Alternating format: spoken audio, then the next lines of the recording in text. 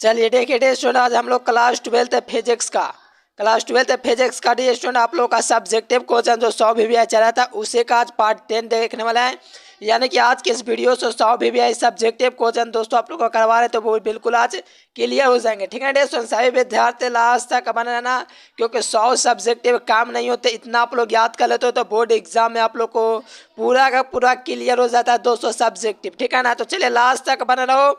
आप लोगों को एकदम पूरा पीडीएफ पे टेलीग्राम चैनल पर दे दिया जाएगा, तो टेलीग्राम चैनल को ज्वाइन कर लेना। और आप लोगों के दोस्तों पीडीएफ कोर्स लेने के लिए इस नंबर पर संपर्क कर सकते हो। और गूगल पर और भी पीडीएफ के इसके पहले के पीडीएफ को डाउनलोड करने के लिए गूगल पर सर्च करेंगे educationlecture.com और पूरा का पूरा पीडीएफ आप लोग डाउनलोड कर लेंगे। ठीक है डियर स्टूडेंट, ये सर्च करना, क्विज भी वहाँ पर डेली होता है। ठीक है ना, तो वहाँ से क्विज भी लगा सकते हो। चलिए देखिए डियर स्टूडेंट, आप लोग का जो 89 नंबर क्वेश्चन होगा, इससे पहले सभी आप लोग को बात ला चुके थे, प्ले लिस्ट में जाकर के देख सकते हो। चलिए कहा जा रहा है कि विद्युत चुंबकीय स्पेक्ट्रम क्या है।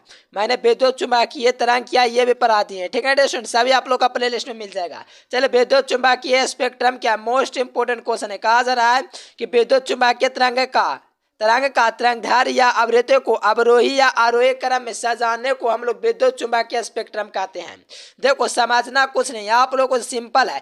विद्युत चुंबकीय तरंग का दोस्तों तरंगधारी या आवृत्ति, देखो तरंगधारी वेवलेंथ या फ्रीक्वेंसी के आरोही या अवरोही क्रम में यानी कि बढ़ते या घटते क्रम में सजाया जाता है, तो उससे हम लोग विद्युत चुंबकीय स्पेक्ट्रम कहते हैं। चलिए मुझे उम्मीद है कि ये क्वेश्चन आप लोग का बिल्कुल क्लियर हो गए। 89 नंबर क्वेश्चन एग्जाम में पूछे जाएंगे। चलिए देखो प्रकाश का प्रकीर्णन क्या, ये भी लाजवाब प्रश्न है। देखो प्रकाश का प्रकीर्णन क्या, ये आप लोग क्लास 10 में भी पढ़े होंगे। तो कहा जा रहा है स्टूडेंट कि प्रकाश का प्रकीर्णन यानी कि प्रकाश का किरण जब वायुमंडल से होकर के गुजरता है, तो वायुमंडल में उससे दोस्तों धूल कण के कारण, किसके कारण स्टूडेंट, वायुमंडल में जो धूल कण होता है उसके कारण दोस्तों इसमें क्या होता है, प्रकाश का किरण विचलित हो जाता है। तो इस घटना को हम लोग प्रकाश का प्रकीर्णन कहेंगे। नहीं समझ में, एक बार और समझो। देखो प्रकाश का किरण जब वायुमंडल से होकर के गुजरेगा, ठीक है दोस्तों, प्रकाश का किरण जब वायुमंडल से होकर के दोस्तों गुजरेगा, तो वायुमंडल में स्थित धूल कण के कारण, वायुमंडल में स्थित धूल कण के कारण प्रकाश का किरण जो होगा विचलित होगा। धूल कण के कारण प्रकाश का किरण क्या होगा, विचलित होगा। इस घटना को हम लोग प्रकाश का प्रकीर्णन कहते हैं। मोस्ट इंपोर्टेंट क्वेश्चन था, उम्मीद है बिल्कुल क्लियर कर लिए होंगे। चलिए देखो इससे प्रश्न आपको एग्जाम में बार बार पूछे जाते हैं। देखो प्रतिचुंबकीय पदार्थ क्या, अनुचुंबकीय पदार्थ क्या, लव चुंबकीय पदार्थ क्या है, यह तो इसके गुण को पूछ सकता है, यह विशेषताएं। ठीक है ना, तो ये सब बिल्कुल आप लोग को क्लियर करवा दिए। रेगुलर क्लास करो, बस एग्जाम में तहलका मचा दो। देखो कहा जा रहा है क्या कि प्रतिचुंबकीय पदार्थ है क्या। तो देखिए कहा जा रहा है कि प्रतिचुंबकीय पदार्थ वह है, ठीक है दोस्तों, प्रतिचुंबकीय पदार्थ वह है जिसे चुंबकीय क्षेत्र में स्वतंत्रता पूर्वक लटकाने पर चुंबकीय क्षेत्र के लंबवत हो जाता है। यहाँ पर पार छूट गया है, पर चुंबकीय क्षेत्र के लंबवत हो जाता है। ऐसे पदार्थ के चुंबकीय प्रवृत्ति ऋणात्मक होते हैं, जो होता है ना रेशुन प्रतिचुंबकीय पदार्थ, इसका जो चुंबकीय प्रवृत्ति होता है ऋणात्मक होता है। आप लोग को बात लाए भी है। और इसका दोस्तों चुंबकशीलता का मान 1 से कम होता है। अब पूछेगा तांबा में कौन कौन आएगा, तो याद रखना तांबा, एल्युमिनियम और चांदी और जल, ठीक है रेशुन जल, ये सब आप लोग का क्या है, तो आप लोग का प्रतिचुंबकीय पदार्थ यानी कि डायमैग्नेटिक है। ठीक है रेशुन, मोस्ट इंपोर्टेंट क्वेश्चन है, बिल्कुल क्लियर करके एग्जाम में जाना है। इसके गुण को भी मैंने कवर किया, तो लास्ट तक बन रहोगे तो पूरा आप लोग का टॉपिक क्लियर हो जाएंगे। देखो यहाँ से बूस्टर के नियम की बात करें, मोस्ट इंपोर्टेंट प्रश्न है स्टूडेंट, क्या बताऊं, बहुत इंपोर्टेंट है, जितना तारीफ किया जाए उतना कम। देखो कहा जा रहा है बूस्टर के नियम को लिखिए। तो बूस्टर का नियम क्या है, तो कहा जा रहा है कि जब बूस्टर ने जब अध्रुवित प्रकाश को, देखो बूस्टर ने जब दोस्तों अध्रुवित प्रकाश को किसी पारदर्शी सतह से गुजारा, तो दोस्तों होता कुछ ऐसा है, गुजारा तो कुछ भाग अपवर्तित और कुछ भाग परावर्तित हो जाता है। यहाँ पर फिगर लगा देना चाहिए ताकि आप लोग बेहतर तरीके से समझ जाते हैं। देखो बूस्टर ने जब अध्रुवित प्रकाश को किसी पारदर्शी सतह से गुजारा, पारदर्शी मतलब क्या हुआ, ये एक छोर से ई छोर भी देखा जा सके, यहाँ पर पारदर्शी पदार्थ रखा जाता है। ठीक है स्टूडेंट, समझो क्या कहा जा रहा है। बूस्टर ने जब अध्रुवित प्रकाश को किसी पारदर्शी सतह से दोस्तों गुजारा, तो कुछ भाग परावर्तित और कुछ भाग अपवर्तित हो जाता है। परंतु जब अध्रुवित प्रकाश को ध्रुव कोण पर आपतित कराया गया दोस्तों, तो आपतित कराए जाने पर आप लोग का जो होता है दोस्तों, यह आपतित कराया गया, तो दोस्तों परावर्तित और अपवर्तित प्रकाश दोनों के बीच लंबवत हो जाता है।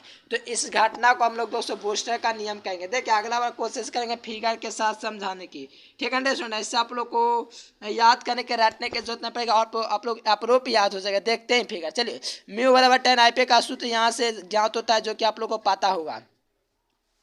चलिए आप लोग को पता है, काफी इंपॉर्टेंट क्वेश्चन है, तो इससे आप लोग को बिल्कुल याद रखना है। एग्जाम में तो बार बार पूछा जाता है, हर बोर्ड में सबसे ज्यादा पूछा हुआ प्रश्न है। तो बिहार बोर्ड में 2021 में पूछा था, तो इस क्वेश्चन को बिल्कुल याद कर लीजिए। देखो एन प्रकार के अर्धचालक, पी प्रकार के सेमीकंडक्टर, ये सब आप लोग को दोस्तों चैप्टर वाइज में करवा चुके हैं। जो विद्यार्थी पीडीएफ कोर्स नहीं लिया तो पीडीएफ कोर्स ले लेंगे और चैनल को सब्सक्राइब कर लेंगे। चलिए बहुत ही अच्छा है। चलिए देखिए एन प्रकार का अर्धचालक क्या है।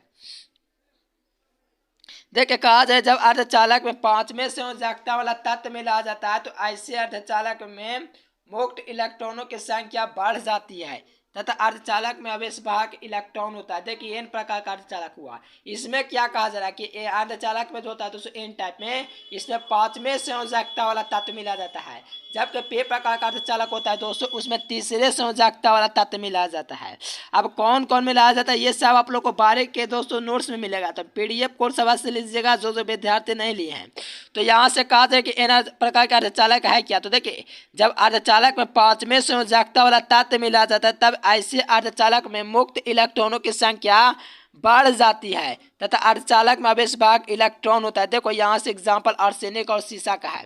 चलो यहाँ से देखोगे इसका अंतर भी मैंने क्या, एन प्रकार के अर्धचालक और पी प्रकार के अर्धचालक कहा जा रहा है डियर स्टूडेंट के बीच right the difference between N type semiconductor and P type semiconductor. देखो यहाँ से पूरा का पूरा आप लोग का एन टाइप और पी टाइप दिया हुआ है। समझो यहाँ से क्या जा रहा है, यहाँ से एन टाइप के अर्धचालक है, यहाँ से पी टाइप के अर्धचालक है। देखो एन प्रकार के अर्धचालक में दोस्तों 5 में संयोजकता वाला तत्व मिलाया जाता है। क्या एन प्रकार का जो अर्धचालक होता है इसमें 5 में संयोजकता वाला तत्व मिलाया जाता है, जबकि पी प्रकार के अर्धचालक में 5 में संयोजकता वाला तत्व मिलाए जाते हैं। जब अंतर याद हो जाएगा तो एन टाइप पी टाइप का दोस्तों 2 नंबर का क्लियर हो जाएगा, साथ में ऑब्जेक्टिव ये सब भी क्लियर हो जाएगा। ठीक है दोस्तों, समझिए 10 नंबर इस वीडियो से आप लोग को मिल रहा है इस वाला क्वेश्चन से खाली। ठीक है ना, कहा जा रहा है कि इसमें एन टाइप का 5 में संयोजकता जबकि पी टाइप का तीसरे संयोजकता मिलाया जाता है।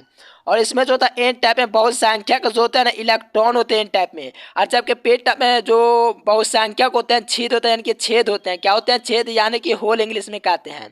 ठीक है ना, होल्स कहते हैं। यानी कि दोस्तों इसमें जो होते हैं पी टाइप के अर्धचालक में बहुसंख्यक होल होते हैं और जबकि एन टाइप में दोस्तों इलेक्ट्रॉन होते हैं। काफी ईजी है। चलो इसमें अल्पसंख्यक आवेश वाहक कौन होते हैं, यार लिखा भी नहीं गया, हाँ होल है। देखो इसमें जो एन प्रकार के अर्धचालक में होते हैं इसमें अल्पसंख्यक होल होते हैं, जबकि इसमें दोस्तों पे टाइप में बात करें तो इसमें अल्पसंख्यक इलेक्ट्रॉन होते हैं।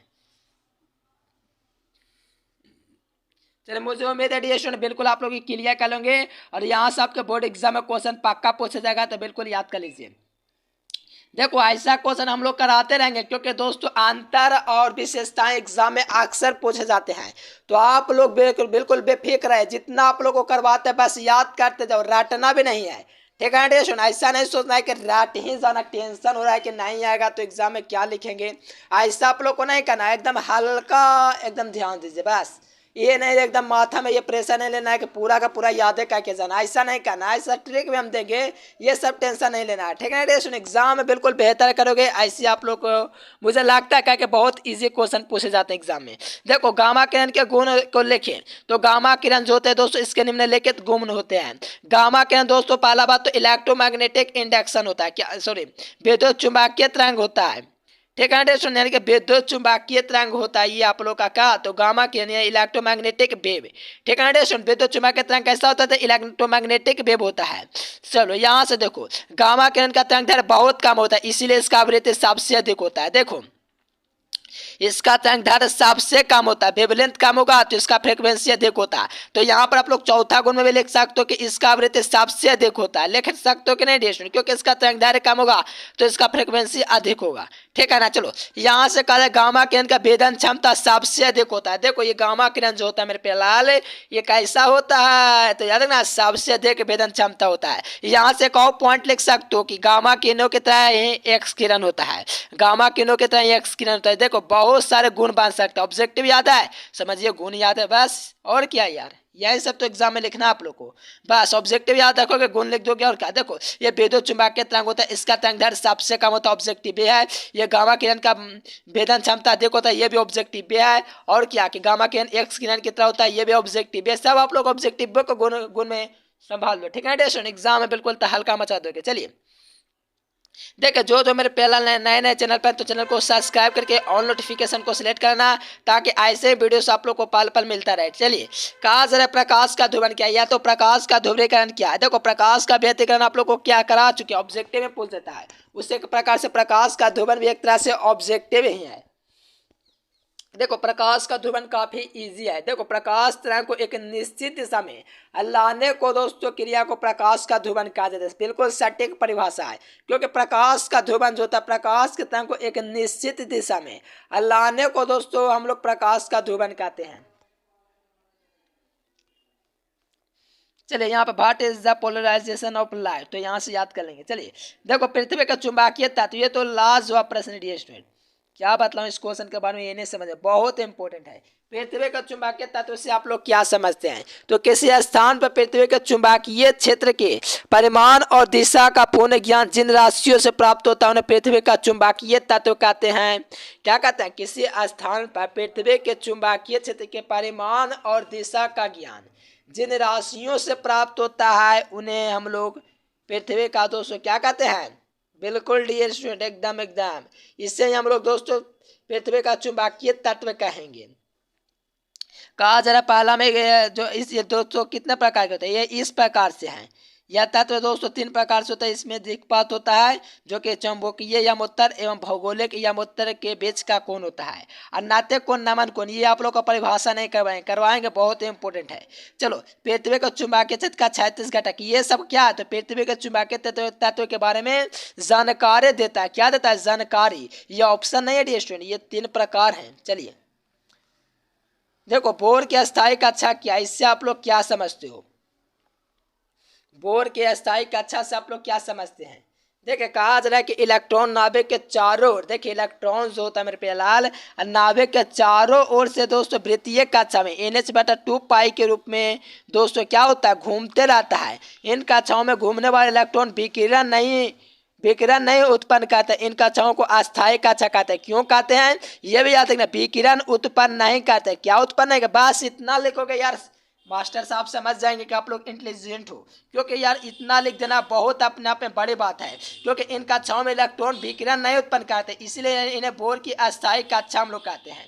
चलो मुझे उम्मीद है इतना में आप लोग समझ जाओगे यार, एग्जाम में भौकाल मचा दोगे, काफी इजी प्रश्न था। चलिए क्या हुआ यार, चलो नेक्स्ट क्वेश्चन देखो। बेटा नहीं बेटा किरण के गुण को देखिए ये सब हम लोग करवाते रहेंगे, आप लोग को फिक्र नहीं करना। आप लोग रेगुलर क्लास करो, आप लोगों को कोई दिक्कत नहीं होगा। और आप लोग डेली क्विज लगाओ, गूगल पर जाओ, educationlecture.com सर्च करो। क्या सर्च करना है, देखो वीडियो छोड़कर चले जाओ तो यार आप लोग जाना गूगल पर चले जाना, educationlecture.com सर्च करके, और वहाँ से टेस्ट लगाना डेली क्विज में जा करके। चलिए बेटा किरण के गुण को लिखिए। देखिए बेटा किरण जो होता है दोस्तों, इसके गुण निम्नलिखित होते हैं। बेटा किरण ऋण आवेशित होता है, बेटा किरण का द्रव्यमान इलेक्ट्रॉन के द्रव्यमान के बराबर होता है, और बेटा किरण जो होता है दोस्तों विद्युत और चुंबकीय क्षेत्र दोनों में विक्षेपित होता है। देखो ऑब्जेक्टिव से भी क्लियर हो जाता है। बीटा किरण तो पहले बात ऋण आवेशित होगा, ठीक है टेस्ट। आइए जो बीटा किरण जो होता है ये सब आप लोग को करवा चुके हैं अंतर पर भी, ठीक है टेस्ट। बीटा किरण का द्रव्यमान इलेक्ट्रॉन के द्रव्यमान के बराबर होता है। चलिए बीटा किरण विद्युत और चुंबकीय क्षेत्र दोनों में विक्षेपित होता है मेरे प्यारे। चलिए नेक्स्ट क्वेश्चन। अरे देखो 100 नंबर क्वेश्चन यही था। प्रति चुंबकीय पदार्थों के गुणों को लिखें। क्या लिखें, प्रति चुंबकीय पदार्थों के गुणों को लिखना है।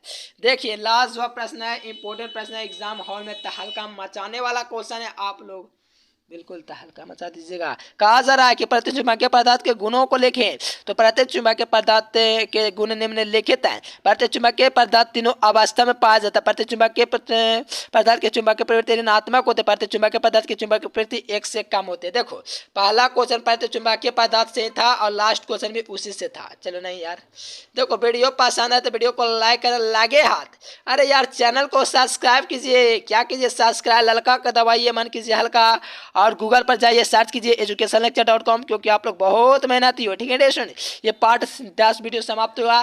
जो मेरे प्यारे लाल एवं सुंदर लाल PDF कोर्स नहीं लियो ले लो यार, क्योंकि आपको बोर्ड एग्जाम में भौकाल मचाना है। थोड़े से खर्च के लिए आप लोग को ये सब वो सब नहीं करना है, ठीक है ना। एक बार खर्च लगते हैं, साल भर का आप लोग बिल्कुल एग्जाम में धुआं धुआं छुड़ा दो। चलिए देखो, वीडियो पसंद है वीडियो को शेयर करना, चैनल को सब्सक्राइब कर ले, बहुत अच्छा। चलो जाओ गूगल पर सर्च करो एजुकेशन लेक्चर क्विज वगैरह कैसे लगाना है, चलिए बताते हैं। देखिए डियर स्टूडेंट, आप लोग चाहते हो कि कम समय में आप लोग का 200 400 शायद 400 नंबर आ जाए, या आप लोग डेली का क्विज लगाना चाहते हो ऑल सब्जेक्ट का, तो गूगल ओपन कर लेना, आप लोग को educationlecture.com सर्च कर देना है। देखिए कुछ नहीं, आप लोग को दोस्तों गूगल ओपन कर लेना आपको फोन में, ठीक है डियर स्टूडेंट। आपके फोन में मोबाइल में गूगल होगा, यहाँ से educationlecture.com सर्च कर नीचे वेबसाइट है, इसी वेबसाइट पर आप लोग को क्लिक कर देना है। तो नीचे करके इस पर आप लोग क्लिक कर दीजिए। यहाँ से आप लोग पूरा तैयारी, संपूर्ण तैयारी क्लास 12 का कर सकते हो, साइंस आर्ट्स कॉमर्स तीनों आकर के। देखिए यहाँ से थोड़ा सा नीचे करोगे तो यहाँ से आप लोग को 12th IAC का भी ऑप्शन दिया गया है। साथ में आप लोग का डेली क्विज का भी ऑप्शन दिया गया है। यहाँ से पूरा फटाफट आप लोग आकर के तैयारी कर सकते हो। डेली क्विज यहाँ से, और यहाँ से 12th IAC और डेली लाइव टेस्ट यहाँ से। और आप लोग चाहते हो कि बिल्कुल PDF वगैरह डाउनलोड कर पाओ तो 12th IAC पर आप लोग क्लिक कर दीजिए। देखिए यहाँ से क्लिक करेंगे तो यहाँ से इस प्रकार से ओपन हो जाएंगे।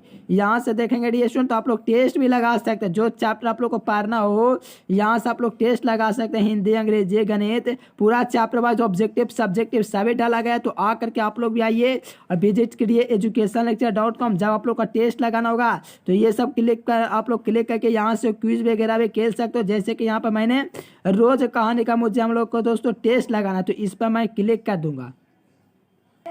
क्लिक करने के बाद दोस्तों इस प्रकार से ओपन होगा। तो इससे आप लोग को नीचे लेकर के जाना है। यहाँ पर स्टार्ट का ऑप्शन दिया हुआ है, इसी स्टार्ट के ऑप्शन पर आप लोग को क्लिक कर देना डियर स्टूडेंट, ठीक है ना। यह स्टार्ट का बटन आप लोग को दिख रहा है, इसी पर आप लोग को क्या करना है, क्विज पर क्लिक कर देना है। तो स्टार्ट के ऑप्शन पर मैंने क्लिक कर दिया। यहाँ से आप लोग का नाम पूछेगा, तो यहाँ से नाम दे देना है, ताकि आप लोग को पता चल सके कौन विद्यार्थी बेहतर मार्क्स लाएंगे, ठीक है डियर स्टूडेंट। यहाँ से आप लोग अपना नाम दे देना, ताकि एग्जाम में आप लोग बिल्कुल भौकाल मचा पाएंगे, ठीक है डियर स्टूडेंट। चलो यहाँ से नेक्स्ट आप लोग को कर देना नाम दे करके, और यहाँ से देखिए इस प्रकार से आप लोग का क्वेश्चन हो जाएंगे। तो यहाँ से सभी के सभी विद्यार्थी सर्च कीजिए गूगल पर educationlecture.com और फटाफट आकर के टेस्ट लगा लीजिए। चलिए डियर स्टूडेंट, हम फिर मिलेंगे नेक्स्ट वीडियो में, तब तक के लिए bye bye, thanks for watching this video. जय हिंद, वंदे मातरम।